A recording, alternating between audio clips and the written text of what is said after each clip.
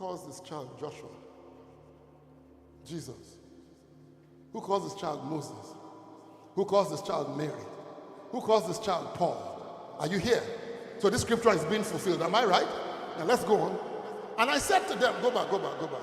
If you think, give me my, sorry, it is in Zechariah chapter 11. Are you here? Are you guys here? And I said unto them, if you think good, give me my price. If not, forbear. So they weighed for my price 30 pieces of silver. And the Lord said unto them, cast it into the potter. A godly price that was valued by them. And I took the 30 pieces and cast them into the potter in the house of the Lord. So it's prophesying that somebody somewhere will take 30 pieces of silver to betray somebody. Am I making sense? But I want to show you that nobody's name was mentioned. You qualified for it. Judas qualified for it. I don't know if I'm making any sense. Are you here? You don't get what I'm saying. Check it on you back. Are you getting my point? The point I'm trying to show you is that a word from God has gone. If you fulfill the conditions, it happens to you. I don't know if I'm making any sense.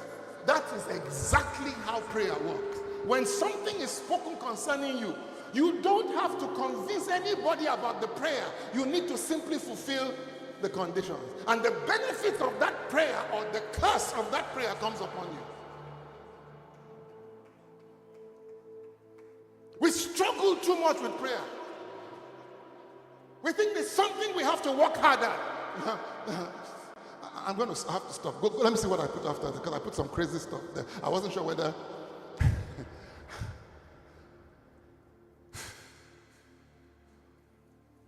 Go on, just keep going.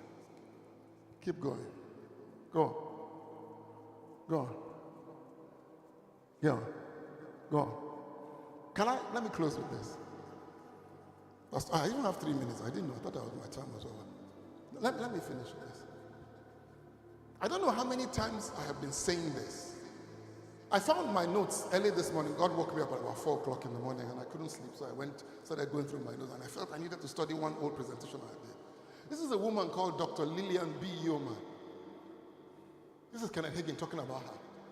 It says, I read something years ago that I've never forgotten.